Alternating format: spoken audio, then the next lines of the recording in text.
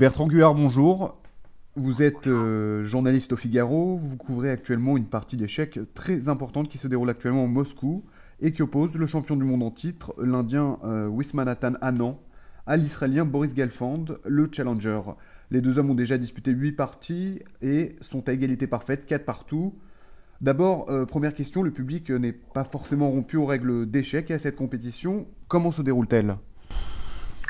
C'est un match, hein, vous avez employé le mot juste, c'est un mano à mano, un duel entre les deux meilleurs joueurs du monde, entre le champion du monde, l'Indien Viswanathan Anand et l'Israélien Boris Gelfand, qui est un des meilleurs joueurs du monde depuis une vingtaine d'années.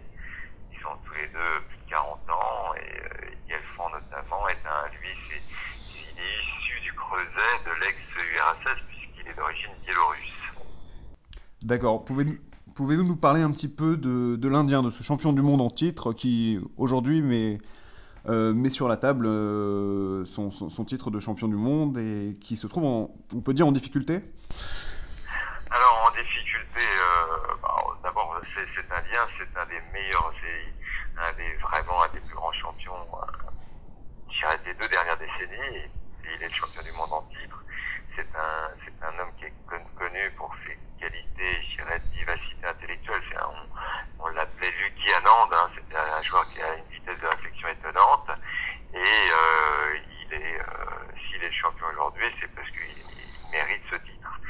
Donc, il est défié par Gelfand, qui lui est un joueur plus, je sais pas quel est le bon terme employé, plus classique. C'est un grand théoricien. C'est aussi un joueur très imaginatif.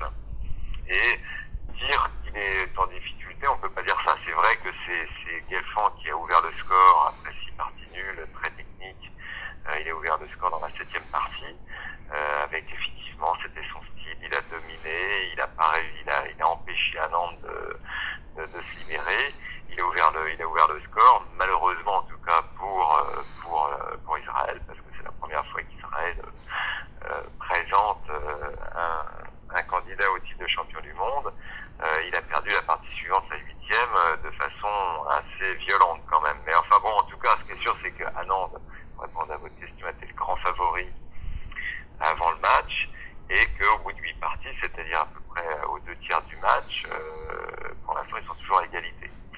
Mais dire qu'il est en mauvaise posture, non. C'est pas. On peut dire que plutôt Gelfand a conservé toutes ses chances.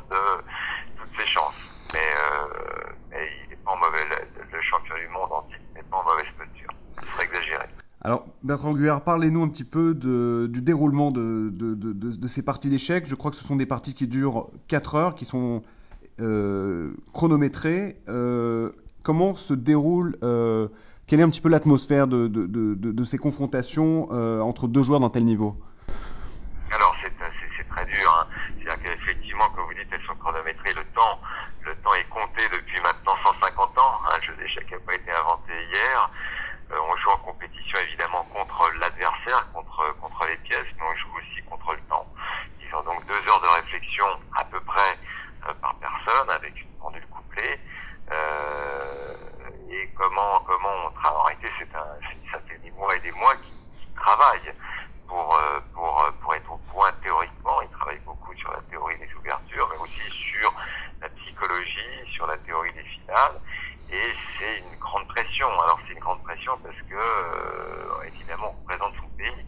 Anand aujourd'hui, c'est quelqu'un qui représente l'Asie, qui représente le berceau, je dirais même, du jeu d'échecs, puisqu'il a été créé, ce jeu-là, il y a plus de 1500 ans en Inde. Il vient d'Inde. Et donc c'est une star pour 1 milliard de personnes.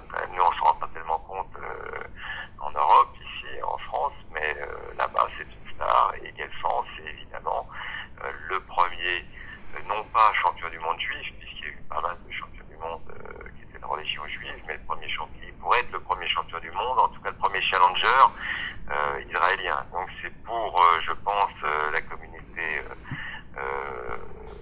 des anciens Russes juifs qui sont installés en Israël, c'est quelque chose de très important là-bas. Évidemment, ça n'a pas la même résonance que pouvaient avoir les matchs Spassky-Fischer ou les matchs Karpov-Korchnoi. Vous aviez Fischer, le représentant du monde occidental, occidental, qui était américain, face aux Russes Spassky, avec tous les clichés qu'il y avait derrière tout ça. Mais enfin, c'était effectivement deux blocs qui s'affrontaient. Après, vous avez eu l'apparatchik, Karpov, contre le dissident Korchnoi. Donc, effectivement, ce qui intéressait le grand public à l'époque, c'était plutôt, je dirais, tout ce qui était autour du jeu d'échecs. C'est-à-dire que même le grand public qui connaissait rien au jeu s'intéressait parce que c'était finalement deux intelligences qui représentaient deux systèmes différents qui s'opposaient. Ici, là, on peut pas vraiment dire ça. Quoique, on pourrait très bien chercher des raisons politiques ou extra-politiques à l'enjeu du match. Au-delà de l'enjeu psychologique, intellectuel, voire même historique dans ce match qui oppose ces deux grands champions, il y a aussi un enjeu financier, puisque je crois que le vainqueur empochera la somme d'1,5 million de dollars. Est-ce que vous avez un pronostic pour la victoire? Alors, oui, enfin, c'est assez, pour revenir sur l'enjeu, non, l'enjeu, il est plutôt, effectivement, il est d'abord purement, c'est un sport cérébral, c'est un enjeu sportif, à savoir pour la communauté, il y a quand même 100 millions de joueurs de compétition dans le monde, et certainement 500 millions de personnes qui connaissent les règles du jeu, donc, effectivement, ça n'a pas la même résonance que la Coupe du Monde de football, mais c'est pour beaucoup de gens, c'est important.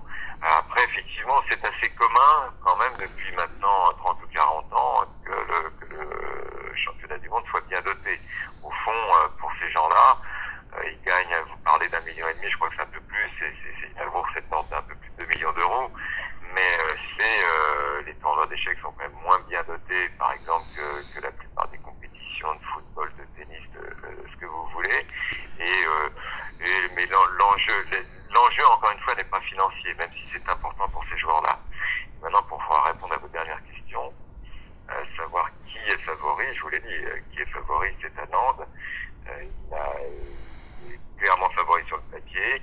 Je pense que dans le match, j'ai vu les parties, même si Guelfand résiste bien, il est quand même, il sait pas, s'il avait réussi effectivement après la 7e partie, à faire nul, à continuer à avoir une avance au score, oui, j'aurais peut-être révisé mon jugement. Je pense que Anand est toujours le favori du match. D'autant plus qu'en cas d'égalité, ils vont jouer donc 12 parties longues, et en cas d'égalité, il y aura un tie-break en partie rapide et semi-rapide. Et dans cet exercice-là, Anand est très réputé très fort. Donc, mais bon, pour l'instant, en tout cas, c'est vrai que Guelfand, encore une fois, finalement, fait mentir les pronostiqueurs. Donc, j'espère pour vous, en tout cas, qu'il fera mentir mon pronostic et qu'il réussira pourquoi pas, me poser du fil à retordre à Anand. Bertrand Guyard, merci. Je rappelle que vous êtes donc journaliste au Figaro et spécialiste du jeu d'échecs, et que vous couvrez donc actuellement cette partie entre l'Indien Wisman Anand et l'Israélien Boris Guelfand. Les deux joueurs sont toujours à égalité 4 partout, et un 9e match aura lieu demain jeudi à Moscou.